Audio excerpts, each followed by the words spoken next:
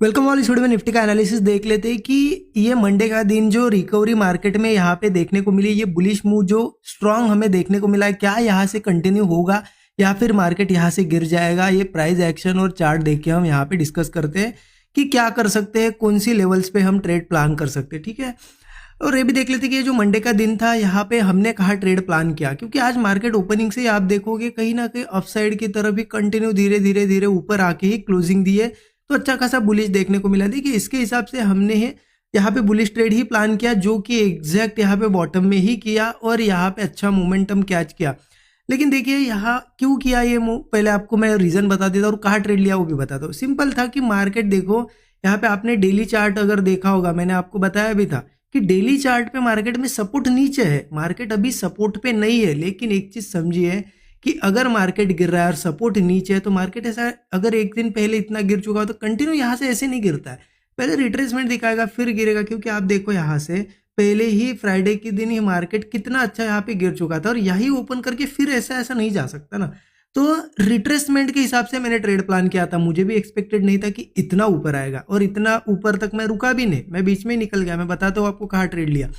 देखिए बहुत सिंपल आज ट्रेड प्लान किया मैंने, तो मॉर्निंग में ओपन होते ही तीसरी चौथी कैंडल पे ट्रेड लिया। क्योंकि देखिए ओपन होने के बाद ही आप देखो यहाँ पे क्या कर रहा था, ग्रीन कैंडल बन रही थी, ये रेड कैंडल बनी लेकिन प्रीमियम होल्ड कर रहे थे। इसीलिए मैंने जब यहाँ से ये ब्रेकआउट आया ना, ये ग्रीन कैंडल, यही पे एक ट्रेड प्लान किया।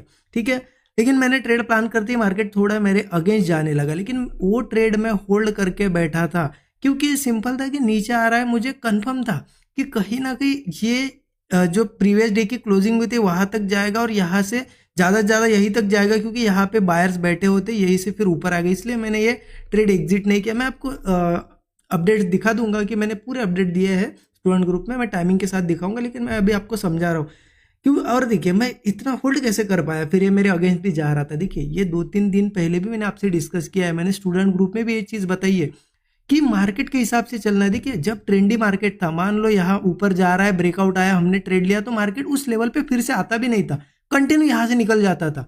लेकिन अभी मार्केट की कंडीशन कैसी चल रही है, आप डेली का देखिए, हमारा ट्रेड जो भी ले रहे हैं हम, क्या होता है ना कि मार्केट कभी भी ब्रेकआउट कोई बनाता है या फिर ऊपर जाने के पहले थोड़ा बहुत साइडवेज होता है या फिर थोड़ा 1-2 कैंडल अगेंस्ट जाता हुआ दिखाएगा निकालने के लिए हमें। क्यों ऐसा कर रहा है मार्केट, क्योंकि मार्केट में वोलेटिलिटी थोड़ी ज़्यादा है।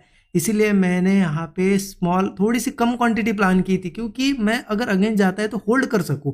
अदरवाइज आपको पता है मैं थोड़ा सा भी अगेंस्ट जाता है एग्जिट कर देता हूँ जब मेरा स्टॉप लॉस यहाँ पे छोटा रहता है। लेकिन ऐसी मार्केट में 2-4 पॉइंट के स्टॉप लॉस लगा के नहीं चलेगा काम। इसलिए हमेशा समझना है, हमें मार्केट के हिसाब से चलना है, ये नहीं सोचना है कि हमारे हिसाब से मार्केट चले।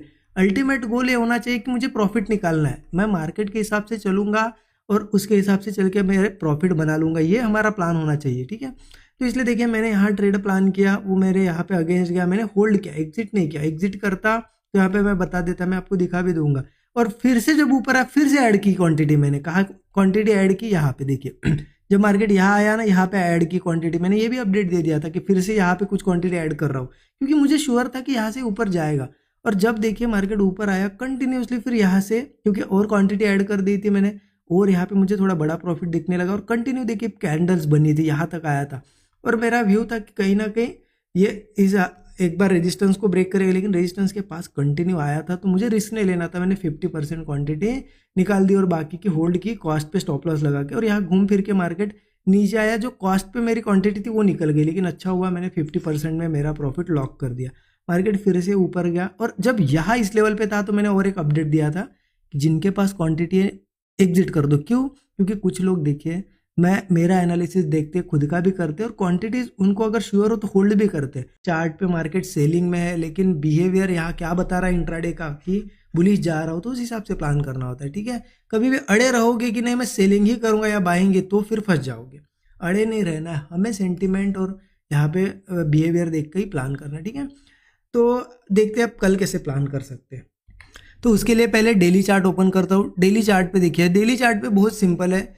यहाँ पे क्या है, डेली चार्ट पे मार्केट गिर रहा था, यहाँ सपोर्ट था, थोड़ा यहाँ पे रुका और फिर से यहाँ से सेलिंग दिखाई।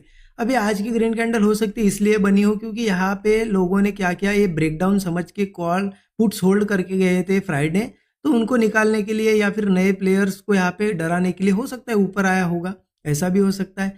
और ये भी चीज़ पॉसिबल है कि यहाँ से और थोड़ा ऊपर आता हुआ दिखे, ऐसा नहीं कि फिर से यहीं से गिरेगा, ऊपर आता हुआ थोड़ा बहुत दिख सकता है। तो हम दोनों से तरीके से प्लान करेंगे, मैं बता दूँ आपको कैसे प्लान करना है। लेकिन देखिए अगर प्राइस एक्शन के हिसाब से बताए तो यहाँ पे सपोर्ट नहीं है जहाँ से ऊपर जा रहा है, सपोर्ट आता है थोड़ा नीचे 24,170 के पास सपोर्ट है, 23,700 के पास सपोर्ट है, यहाँ बीच में नहीं है सपोर्ट है, 260 250 के आसपास तो नहीं है, ठीक है।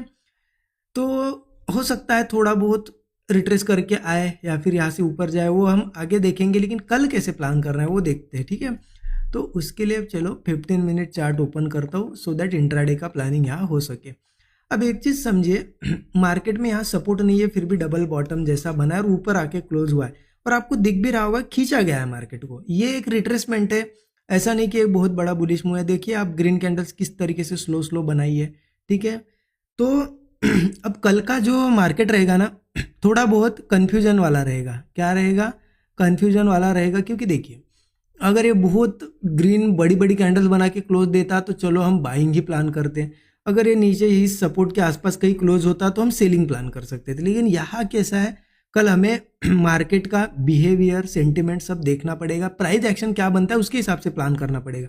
तो देखिए अगर कल मार्केट की ओपनिंग अगर फ्लैट ही हुई, ठीक है, तो आप थोड़ा सेंटिमेंट देखिए कैसे करना है, बताता हूँ आपको। सेंटिमेंट्स मतलब कैसे समझना है, देखो कि ओपनिंग के बाद क्या करता है। देखो क्या मार्केट यहाँ पे मान लो कहीं पे भी ओपन हो, गैप अप हो, फ्लैट हो, कहीं हो, ठीक है, हाँ सेलिंग कर सकते हैं एक ही जगह पे। अगर मान लो ये सपोर्ट है, वापस इस सपोर्ट के आसपास ही आया है और फिर वीकनेस ही दिखा है, ब्रेक डाउन दिखा है, तो क्लियर हो जाएगा कि ये सपोर्ट ब्रेक करने आया है, तो तब पुट ले सकते हैं। बट ये बीच में अगर यहाँ से, क्योंकि यहाँ से पॉसिबल क्या है, यहाँ थोड़ा ऊपर भी जा सकता है, इन लेवल्स के ऊपर एक बार क्वांटिटीज लेने फिर गिर सकता है, या फिर हो सकता है ये खींचा गया हो तो यहीं से गिर जाए। तो यहाँ क्या करो, बिहेवियर देखो कैसे देखना है, ओपनिंग होने दो, ठीक है। ओपनिंग के बाद देखो कि थोड़ा रिट्रेस वगैरह करने के बाद अगर सपोर्ट बनाता है, क्या सही में उस सपोर्ट के ऊपर होल्ड कर रहा है तो, और ब्रेकआउट बना रहा है तो हम बुलिश ट्रेड लेंगे। लेकिन ध्यान रखना पूरी क्वांटिटी नहीं लेना है। क्या कर सकते हैं यहाँ पे 50% तो भी क्वांटिटी, आधी क्वांटिटी लो, क्योंकि देखिए दो चीज़ है, अगर मान लो बुलिश जाना है तो ये पहले इससे क्या होगा, कंफर्मेशन मिलेगा तो 50% ऐड कर देंगे। अगर वो फिर होल्ड कर रहा है फिर रिट्रेस करता करता ऊपर जा रहा है तो बीच में और चांस मिलेगा, फिर ऐड कर देना क्वांटिटी, ऐसे करेंगे हम। मतलब एक जगह पूरी क्वांटिटी इसलिए नहीं ऐड करना है। मान लो इसने सिर्फ एक, मान लो फेक ब्रेकआउट दिखा और रिवर्स हो गया और फिर यहाँ पे होल्ड कर रहा है और फिर ब्रेकडाउन बना रहा है, तो हमें कंफर्म हो जाएगा कि नहीं ये सिर्फ हमें यहाँ पे फेक ब्रेकआउट दिखाया गया है और फिर ये असली उसका जो रियल ट्रेंड है वो पकड़ रहा है।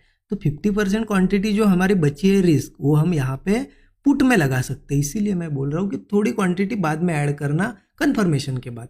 और वैसे ही मान लो यही कहीं ओपन हो, ऊपर आता हुआ दिखाए और रेजिस्टेंस बना ले और फिर से सपोर्ट के पास आके ब्रेकडाउन बनाए, तो पुट लो। लेकिन पुट भी कैसे लेना है, 50%। अगर वो कंटिन्यू कर रहा है फिर से बीच में चांस मिलेगा, ऐड करो क्वांटिटी, ठीक है। अगर ये रिवर्स होता है तो समझ लेना कि सेलर्स को फंसा है, ये ऊपर जाएगा। तो इस तरीके से थोड़ा देखिए क्या होता है ना, अभी मार्केट वोलेटाइल है, दोनों तरफ के मुंह आ रहे हैं, तो हमें भी स्मार्टली प्ले करना होगा। अगर हम बैठेंगे कि नहीं मैं कॉल ही लूंगा या पुट ही लूंगा, फिर मार्केट आपको कुछ नहीं देगा। प्ले करना है तो स्मार्टली करना पड़ेगा।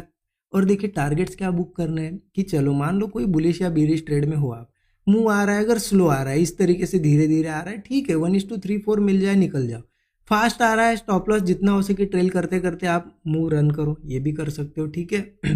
तो इस तरीके से प्लान करना है गैप अप के बाद भी देखना थोड़ा सा सिचुएशन क्या बन रही है, बुलिश वीकनेस दिखा रहा है या स्ट्रेन दिखा रहा है आपको। आप क्या कर सकते हो, ऑप्शन कॉल या पुट दोनों लगा के रखो, उसमें भी दिख जाता है। क्योंकि अगर मार्केट बढ़ रहा है, कॉल बढ़ ही नहीं रहा है, पुट ही बढ़ रहा है, तो समझ में आता है कहीं ना कहीं यहाँ पे फंसाया जा रहा है। तो ये कॉल पुट के चार्ट भी बहुत कुछ बताते हैं, इसको भी थोड़ा ध्यान में रखो, ठीक है। तो इस तरीके से प्लानिंग करनी है, बाकी जो भी रहेगा स्टूडेंट